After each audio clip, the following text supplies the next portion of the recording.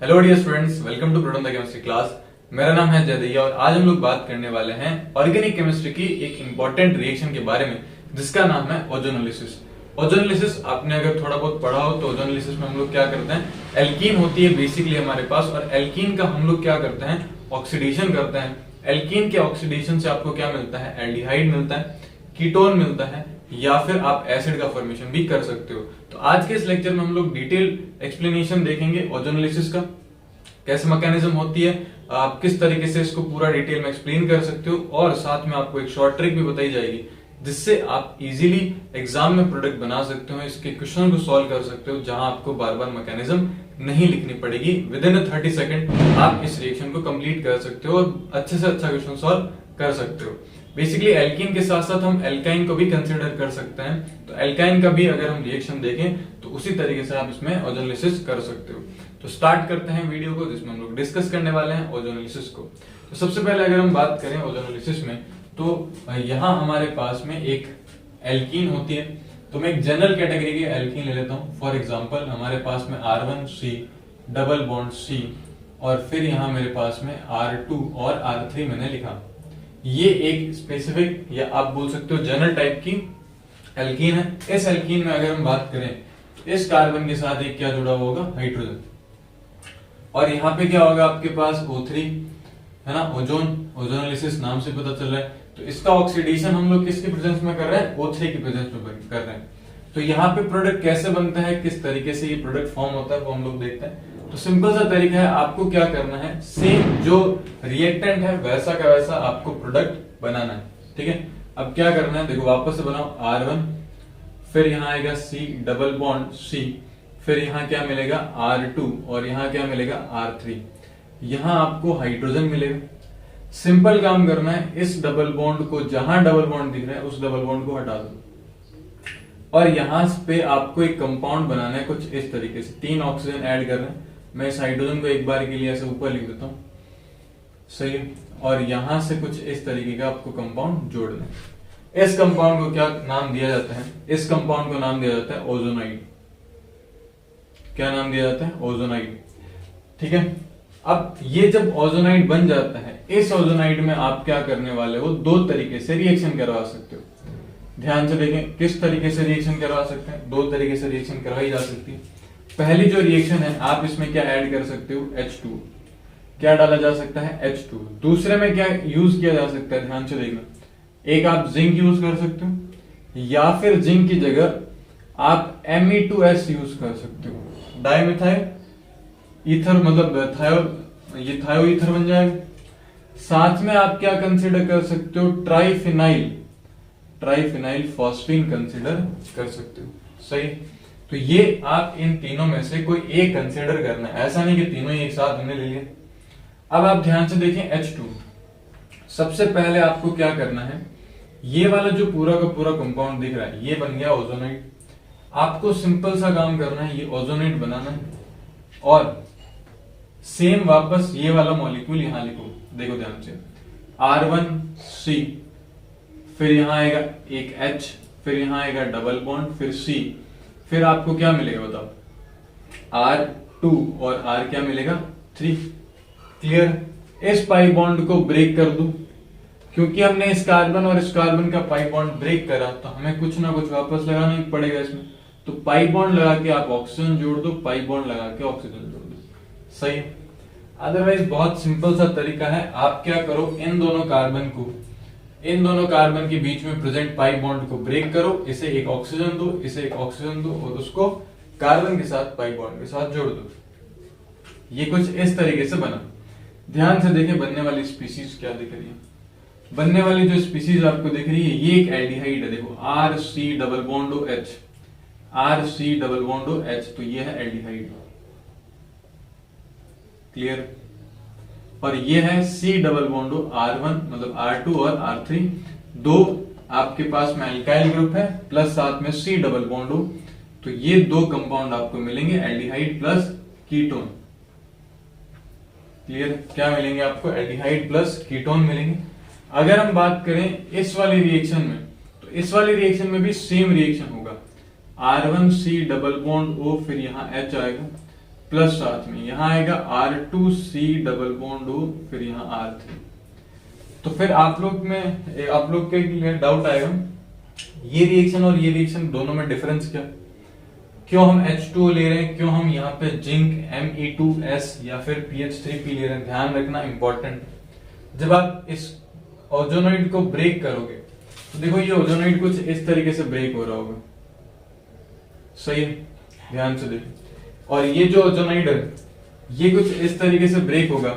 इसमें ये वाला जो आपको ऑक्सीजन दिख रहा है, this oxygen is known as nascent oxygen. ये नेसेंट ऑक्सीजन है, ये नेसेंट ऑक्सीजन। अच्छा यहां से ध्यान से देखो, ये बन गया एल्डिहाइड और ये बन गया कीटोन, डिपेंड करेगा कार्बन की वैलेंसीज के ऊपर। ये नेसेंट ऑक्सीजन वाटर के साथ रिएक्शन करता है, सुनना ध्यान से, ये ऑक्सीजन वाटर के साथ रिएक्शन करता है और ये नेसेंट ऑक्सीजन मैं यहां लिख रहा हूं, वाटर इस नेसेंट ऑक्सीजन के साथ रिएक्शन करेगा। नेसेंट ऑक्सीजन को मैं ब्रैकेट में लिख रहा हूं और आपको क्या मिलेगा ध्यान से देखें, H2O2। और H2O2 बहुत सेंसिटिव ऑक्सीडाइजिंग एजेंट होता है, ये जल्दी से इनको क्या कर देगा, ऑक्सीडाइज कर देगा। क्लियर?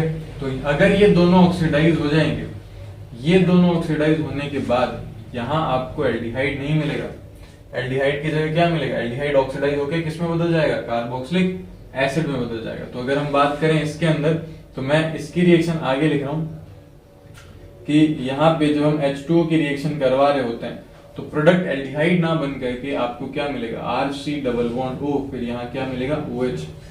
अच्छा सिंपल सा तरीका, जितने हाइड्रोजन यहाँ होते हैं वो सारे के सारे हाइड्रोजन H2O2 के साथ यहाँ पे चले जाते हैं और यहाँ क्या मिलता है, सिर्फ और सिर्फ आपको या ऑक्सीजन ऐड हो जाता है इस हाइड्रोजन के साथ। तो RC डबल बॉन्ड O, फिर यहाँ OH, ये बन जाएगा कार्बोक्सिलिक एसिड। और इसी के साथ अगर हम बात करें कीटोन की, तो कीटोन ऑक्सीडाइज नहीं होता है क्योंकि इसके पास कोई भी हाइड्रोजन नहीं है। कोई भी हाइड्रोजन का मीनिंग यह है कि कार्बन डबल बॉन्ड ऑक्सीजन के साथ जुड़ा हुआ कोई भी हाइड्रोजन नहीं है इसके पास, तो ये ऑक्सीडेशन में नहीं जाएगा। और अगर ये ऑक्सीडेशन में नहीं जाएगा तो ये ऐसा का ऐसा ही रहेगा। तो ध्यान रखना सिंपल सा, कीटोन का ऑक्सीडेशन इजीली नहीं होता है, लेकिन एल्डिहाइड का ऑक्सीडेशन इजीली हो जाता है। ये क्या बना लेंगे, कार्बोक्सिलिक एसिड का फॉर्मेशन करेंगे। क्लियर? फिर एक और डाउट आ सकता है कि हम ये क्यों कंसीडर कर रहे हैं। इसमें हमें पता चल गया कि यहाँ पे कार्बोक्सिलिक एसिड बन रहा है और एल्डिहाइड जो है वो ऑक्सीडाइज हो जाएगा किसके अंदर, कार्बोक्सिलिक एसिड में। वाटर क्या कर रहा है, ऑक्सीजन के साथ में रिएक्शन कर रहा है। तो ध्यान रखना, अगर आपको ओजोनोलिसिस के साथ में वाटर दिया गया है तो एल्डिहाइड कन्वर्ट हो जाएगा कार्बोक्सिलिक एसिड में, प्लस साथ में कीटोन बनेगा। क्लियर? लेकिन अगर हम बात करें, अब देखो ध्यान से, आपको डिजायर प्रोडक्ट क्या बनाना है, आपको डिजायर प्रोडक्ट बनाना है एल्डिहाइड। आप बार बार इसके साथ रिएक्शन करा रहे हो, प्रोडक्ट बन रहा है कार्बोक्सिलिक एसिड, जबकि आपको बनाना क्या है, बनाना आपको एल्डिहाइड है, बन क्या रहा है, कार्बोक्सिलिक एसिड। ठीक है, तो आप जो प्रोडक्ट बनाना चाहते हैं वो प्रोडक्ट नहीं मिल रहा, तो उसके लिए फिर हमने क्या किया है, कुछ ऐसे रिएजेंट को कंसिडर करा जो इस एल्डिहाइड को ऑक्सीडाइज होने से रोकते हैं या ऑक्सीडाइज होने से बचाते हैं। क्लियर है? क्योंकि देखो, जब ये अगर वाटर के साथ रिएक्शन कराओगे या फिर ये नेसेंट ऑक्सीजन इसको ऑक्सीडाइज करने आएगा, तो ये जब नेसेंट ऑक्सीजन इसको ऑक्सीडाइज करने आएगा तो ये तो इजीली ऑक्सीडाइज हो जाएगा। और अगर ये इजीली ऑक्सीडाइज हो रहा है तो ये कार्बोक्सिलिक एसिड में बदल जाएगा, जो कि आपको नहीं चाहिए, आपको तो एल्डिहाइड चाहिए। तो सिंपल सा, अब आप क्या कर रहे हो, कुछ ऐसे रिएजेंट लेके आ रहे हो जो इस ऑक्सीजन को, इस नेसेंट ऑक्सीजन को इसका ऑक्सीडेशन करने से रोक लेंगे। यहाँ पे फिर क्या यूज किया जाता है, जिंक यूज किया जाता है, Me2S यूज करा जाता है या फिर PH3P यूज करा जाता है। क्लियर? क्या काम होता है इनका, इनका काम होता है कि ये इस ऑक्सीजन के साथ में रिएक्शन कर लेंगे। जब ये रिएजेंट इस ऑक्सीजन के साथ में रिएक्शन कर लेंगे, इस नेसेंट ऑक्सीजन के साथ, तो फिर वो कभी भी इसका ऑक्सीडेशन नहीं करेगा। तो अगर आपको प्रोडक्ट एल्डिहाइड बनाना होता है, स्पेसिफिकली एल्डिहाइड बनाना होता है, तो आप हमेशा जिंक या फिर Me2S या फिर PH3P का यूज करते हो। लेकिन अगर आपको डिजायर प्रोडक्ट क्या चाहिए, आपको चाहिए कार्बोक्सिलिक एसिड, तो आप क्या यूज करोगे, आप H2 यूज करोगे और एल्डिहाइड ऑक्सीडाइज होकर के कार्बोक्सिलिक एसिड बना देगा। सही? कैसे होता है, क्या होता है, वो हम लोग डिस्कस करते हैं। तो मैं इसका यही लिख देता हूं, जिंक के साथ में रिएक्शन कराओगे तो ध्यान से सुन लीजिए, जिंक इस ऑक्सीजन के साथ रिएक्शन करके क्या बनाता है, ZnOH का होल ट्वाइस। आई होप आप सभी को ये दिख रहा हो। क्या बनाता है, ZnOH का होल ट्वाइस। ये होल ट्वाइस कट गया, क्लियर। पहली बात, क्या बनाएगा, ZnOH का होल ट्वाइस। और ZnOH के होल ट्वाइस बनने के साथ साथ ऑक्सीजन जो था नेसेंट ऑक्सीजन वो कंज्यूम हो चुका है, और नेसेंट ऑक्सीजन के कंज्यूम होने की वजह से ये अब ऑक्सीडाइज नहीं होगा, क्लियर। आपको एल्डिहाइड मिल गया, बहुत बढ़िया। अगला देखें ध्यान से, Me2S।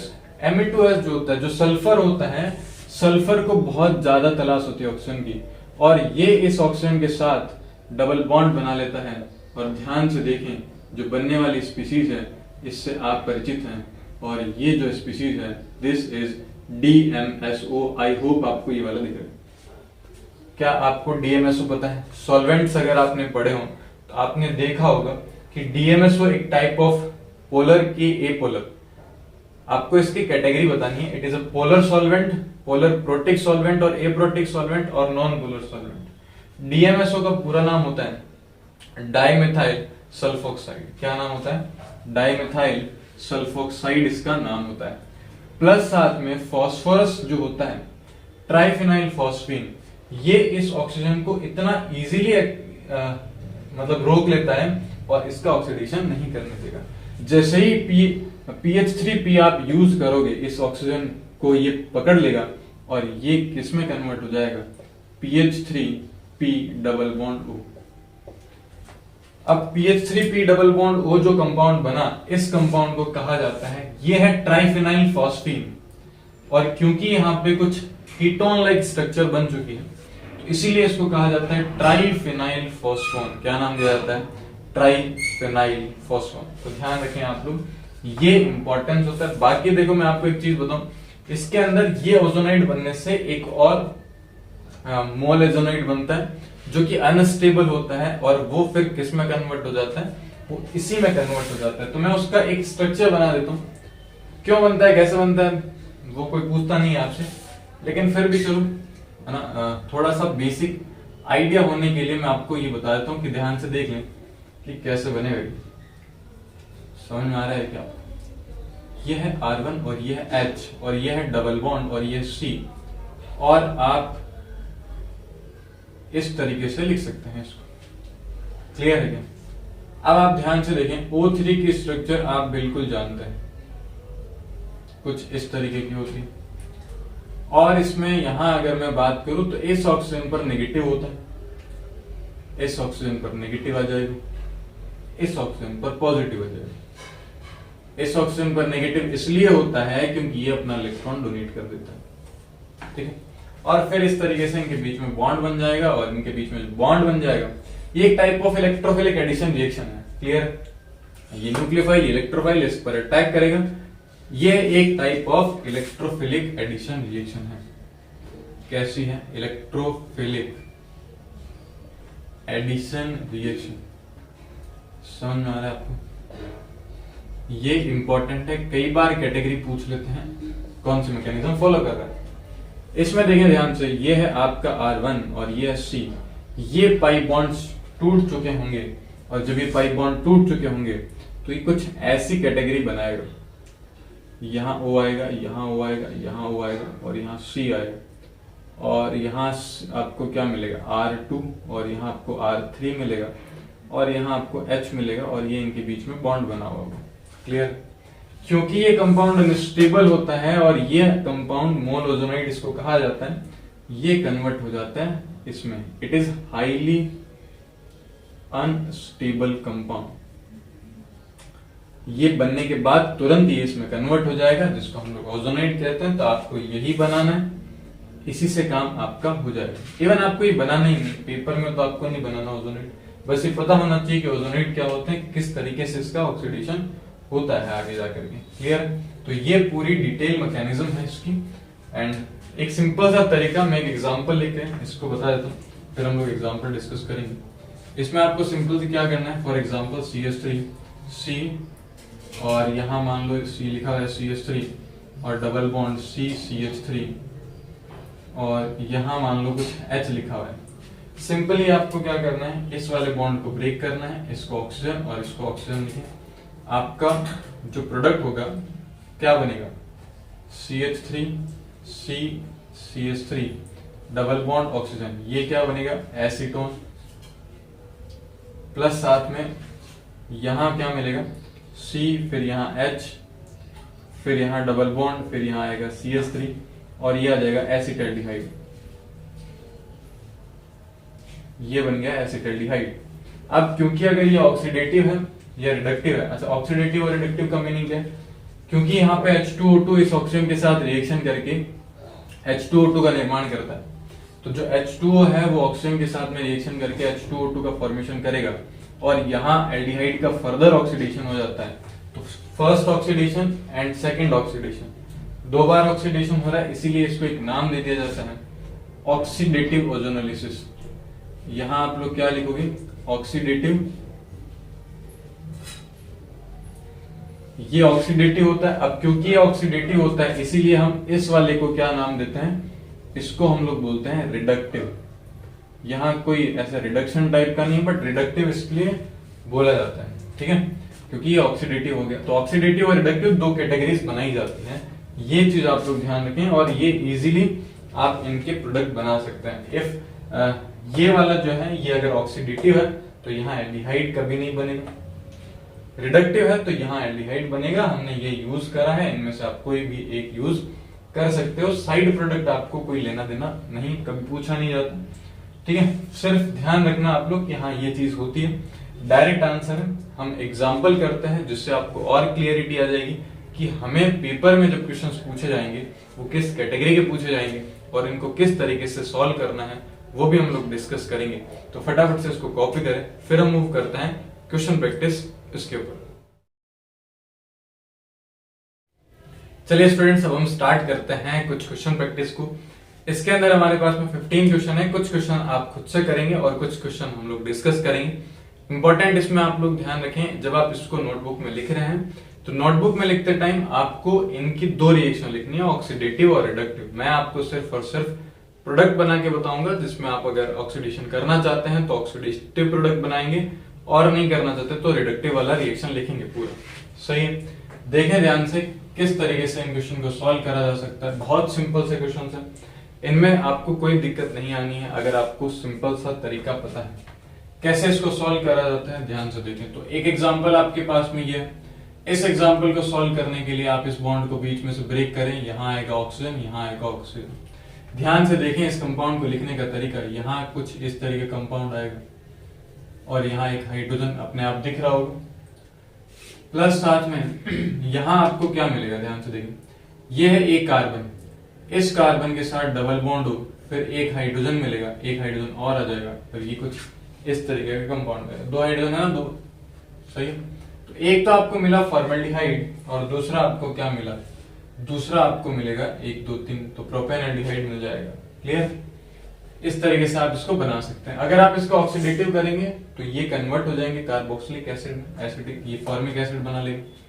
एग्जाम्पल नंबर सेकंड में भी आपको क्या करना है, इस तरीके से ब्रेक करना है, इस तरीके से हो जाएगा और फाइनल प्रोडक्ट आपको क्या मिलेगा, कुछ इस तरीके का कंपाउंड मिलेगा। कितने मोल्स मिल जाएंगे, 2, क्योंकि दोनों तरफ सेम चीज है तो आइडेंटिकल प्रोडक्ट मिलेगा। सिमिलर इस तरीके से भी आप इसको तोड़ सकते हो, यहाँ पे भी आपको क्या मिलेगा, कुछ ऐसा कंपाउंड मिलेगा, दोनों तरफ से सेम मिलेगा, आइडेंटिकल प्रोडक्ट है।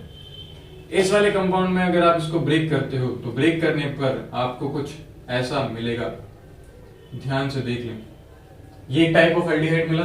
अगर आप इसका ऑक्सीडेटिव करेंगे तो ऑक्सीडेटिव करने पर आपको कुछ एक एसिड का फॉर्मेशन होगा और आपको क्या करना है, क्योंकि आप लोग बहुत समझदार स्टूडेंट हैं, पढ़ने वाले स्टूडेंट हैं, इसलिए मेरी वीडियो देख रहे हैं, है ना, तो आपको क्या करना है, इसका नेम बताना है। क्या नाम है, आपको इसका नाम बताना है, अपना नाम नहीं बताना। समझ में आएगी नहीं। इसी तरीके से इस बॉन्ड को ब्रेक करें, इस बॉन्ड को ब्रेक करें, बहुत सिंपल सा तरीका है बॉन्ड ब्रेक करने का, तोड़ते जाओ, ऑक्सीजन जोड़ते जाओ, ये 2 बनेंगे, एक ऊपर की साइड से, एक नीचे की साइड से। क्योंकि सेम एनवायरनमेंट है कोई दिक्कत नहीं आएगी, ऐसे कैसे 2 मॉलिक्यूल मिल जाएंगे। सिमिलर इसी तरीके से यहां से तोड़ दो, यहां से तोड़ दो, और इसमें भी आपको इसमें भी आपको सेम कंपाउंड देखने को मिलेगा। इसके भी कितने मोल आएंगे, तो ऑक्सीडेटिव करोगे तो कीटोनिक पार्ट तो ऑक्सीडेशन में नहीं जाएगा, एल्डिहाइड वाला पार्ट ऑक्सीडेशन में चला जाएगा। यहां पे थोड़ा सा चेंज कर लेना, ये तो सेम ही एग्जांपल हो गया, तो चेंज करके आप यहां बना लेना, यहां डबल बॉन्ड, फिर यहां CH3 ये कर लो। आप देखो अगर आपको डबल बॉन्ड दिए गए हैं, दोनों साथ साथ डबल बॉन्ड है, इस कैटेगरी को कहा जाता है क्यूमिलीन्स। क्या कहा जाता है, क्यूमिलीन्स कहा जाता है। और इसी क्यूमिलीन्स की अगर हम बात करें तो ये क्यूमिलीन्स दो टाइप की होती है, ज्योमेट्रिकल आइसोमर्स में आपने पढ़ा होगा। और ये जो क्यूमिलीन्स होती है दो टाइप की होती है, एक ऑड क्यूमिलीन होती है और एक इवन क्यूमिलीन होती है। ये ऑड क्यूमिलीन और इवन क्यूमिलीन को कैसे सॉल्व करेंगे, तो बहुत सिंपल सा तरीका, डबल बॉन्ड तोड़ते जाओ, ऑक्सीजन जोड़ते जाओ। ये हमने ऑक्सीजन जोड़ दिया। ध्यान से देखें ये पूरी सिमेट्रिकल है, इधर से जो दिखेगा वही उधर से दिखेगा, तो आपको ना इधर से देखना है ना इधर से देखना है। बीच से देखें तो ऑक्सीजन दो मिलेंगे, एक कार्बन मिलेगा, और ये आपका बन गया CO2। CO2 को हमने बादल में डाल दिया, सही, गैस। और जो बनेगा कंपाउंड वो क्या बनेगा, CH3CHO। दोनों तरफ से सेम है, तो आप एक साइड से देख लो। अब इंपॉर्टेंट एग्जांपल 8 नंबर वाला है, क्योंकि ये कंपाउंड एरोमेटिक है। और एरोमेटिक कंपाउंड में ध्यान रखें आप लोग, अगर आपको रेजोनेंस हाइब्रिड दिया जाता है, क्या दिया जाता है, रेजोनेंस हाइब्रिड अगर आपको दिया जाता है तो उस केस में आपको इसकी सारी रेजोनेंट स्ट्रक्चर बनानी पड़ेगी और सबसे पॉसिबल प्रोडक्ट बनाने पड़ेंगे। डिपेंड करेगा क्वेश्चन की डिमांड पर। क्वेश्चन आपसे पूछ रहा है कि बेंजीन के सारे कंपाउंड्स को आइडेंटिफाई करो, तो फिर आपको इसका रेजोनेंट स्ट्रक्चर बनाना पड़ेगा। या फिर इस वाले कंपाउंड की बात करें, इसके सारे आपको पॉसिबल कंपाउंड्स ओजोनोलिसिस के पता करना है, तो फिर आपको रेजोनेंट स्ट्रक्चर सारी पॉसिबल बनानी होगी। लेकिन उसने कहा है कि नहीं, 4 ऑप्शन दिए गए हैं, इनमें से कौन सा होगा, तो आप एक टिक कर सकते हैं, सही, तो वहां नहीं बनाना पड़ेगा। तो इसमें अगर आप ध्यान से देखें तो बेंजीन के अंदर तो कोई दिक्कत नहीं होगी, सेम प्रोडक्ट्स आएंगे, कोई ज्यादा डिफरेंसेस नहीं मिलेंगे आपको। एक स्ट्रक्चर कुछ ऐसी आएगी और एक स्ट्रक्चर कुछ ऐसी आएगी, सही है। बॉन्ड को करते जाओ ब्रेक, जोड़ते जाओ ऑक्सीजन, तोड़ते जाओ जोड़ते जाओ, सही है। अगर आप ध्यान से देखें तो ये वाला जो बॉन्ड है वो कुछ ऐसा दिखेगा, ये वाला बॉन्ड कुछ ऐसा दिखेगा, ये वाला बॉन्ड कुछ ऐसा दिखेगा। यहां जोड़ दो ऑक्सीजन, यहां जोड़ दो ऑक्सीजन, यहां जोड़ दो ऑक्सीजन, यहां जोड़ दो ऑक्सीजन। क्या ये तीनों के तीनों मॉलिक्यूल सेम दिख रहे हैं? 3 मोल ऑफ ग्लाइऑक्सल मिलेगा। क्या नाम है इसका? ग्लाइऑक्सल। और ग्लाइऑक्सल का ऑक्सीडेशन करने पर बनने वाला कार्बोक्सिलिक एसिड आप सभी का फेवरेट ऑक्सीजेलिक एसिड। तो यहां पे क्या होगा, जब आप इसका ऑक्सीडेशन कर देंगे तो ये बन जाएगा आपका, थोड़ा अच्छे से लिख देते हैं, COOH, साथ में COOH। क्या बन गया? ये बन गया ऑक्जेलिक एसिड। समझ में आया कि नहीं? तो यहाँ ऑक्जेलिक एसिड बनता है और यहाँ आपको तीनों सेम मिलेंगे। क्यों? क्योंकि कोई भी सब्स्टिट्यूएंट नहीं जुड़ा हुआ। लेकिन सब्स्टिट्यूएंट जुड़ा हुआ है तो ध्यान रखना दोनों रेजोनेंट स्ट्रक्चर से डिफरेंस आएगा। मैं रेजोनेंट स्ट्रक्चर बना देता हूं, आपको क्या करना है, प्रोडक्ट बनाना है। सही है, देखें ध्यान से, जहां सब्स्टिट्यूट लगा हुआ है वहां एक बार डबल बॉन्ड आ रहा है और एक बार डबल बॉन्ड नहीं आ रहा है, तो आपके पास एक नया डिफरेंट प्रोडक्ट मिलेगा। इसके अंदर ये दिखने में अच्छा क्वेश्चन दिख रहा होगा, बट ये बहुत सिंपल सा क्वेश्चन है, 2 कोड़ी का क्वेश्चन है। ये ऐसे बनाओ, ये ऐसे बनाओ, सही है, और ये कुछ ऐसा आ जाएगा। देखते जाएं आप लोग,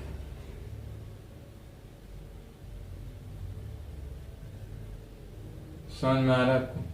मेरे हिसाब से अब आप सीख चुके हैं, आपको बार बार बताने की जरूरत नहीं है। यहां आ गया एल्काइन, ये नया आया है एल्काइन। एल्काइन में आपको क्या करना है, क्योंकि आप हमेशा 2 ही बॉन्ड तोड़ते आ रहे हैं, इसमें 3 बॉन्ड है तो आप सिर्फ और सिर्फ 2 ही बॉन्ड तोड़ेंगे, और 2 बॉन्ड तोड़ने पर आपको जो कंपाउंड मिलेगा वो ये कंपाउंड मिलेगा। डाइकीटोन्स मिल जाएंगे यहाँ पे। इंपॉर्टेंट है, इसका ओजोनाइड आप बनाएंगे। इसके ओजोनाइड बनाने के लिए आपको सेम वही मेथड फॉलो करना होगा जो हमने फॉलो किया। आपके लिए चलो मैं ही बना देता हूं, सॉरी, यहां एक सिंगल बचेगा, और यहाँ ये ऑक्सीजन जुड़ जाएगा, ये ओजोनाइड बनेगा। इस तरीके से बॉन्ड ब्रेक कर देंगे क्या। तो इसका जब आप इसका अगर आप बनाओगे तो ये कुछ ऐसा सा बनेगा। क्लियर, क्योंकि कार्बन कार्बन की सिंगल बॉन्ड बचेगी अभी। समझ में आया कि नहीं? इसका इंपॉर्टेंट है, इसका आप यहां से ब्रेक करो, यहां से ब्रेक करो, यहां से ब्रेक करो। देखें ध्यान से, मैं पहला कंपाउंड यहां से बना रहा हूं, ये कुछ ऐसा दिख रहा है। यहां जोड़ दो ऑक्सीजन, यहां जोड़ दो ऑक्सीजन। आप सभी को पता है क्या बन चुका है, ग्लाइऑक्सिजन।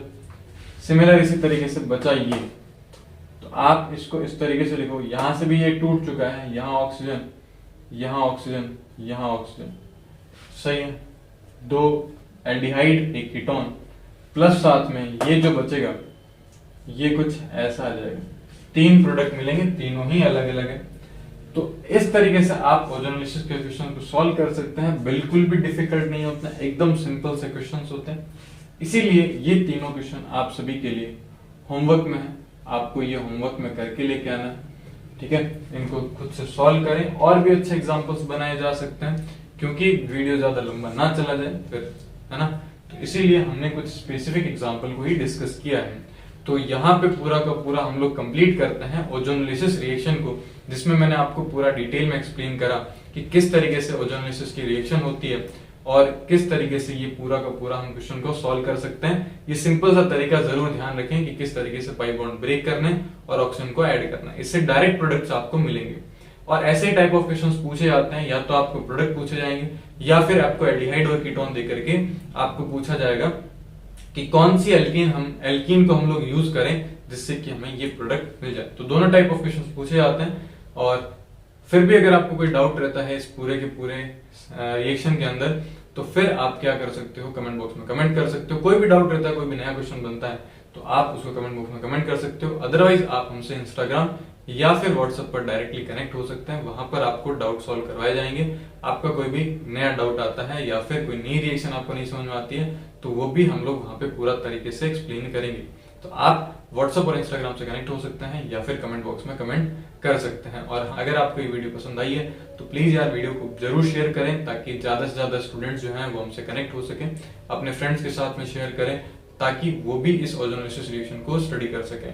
और अगर आपको कोई टॉपिक अभी तक नहीं समझ में आया, आप जहां पे भी पढ़ रहे हैं वहां अच्छे से नहीं समझ में आया है, तो आप क्या कर सकते हैं, कमेंट बॉक्स में उस टॉपिक का नाम कमेंट में लिख सकते हैं। उस पर हम लोग क्वेश्चन और प्रैक्टिस भी करवाएंगे, प्लस साथ में आपको पूरा अच्छे से रिवाइज भी करवाएंगे, कि यानी कि पूरा का पूरा आपको डिटेल एक्सप्लेनेशन मिलेगा।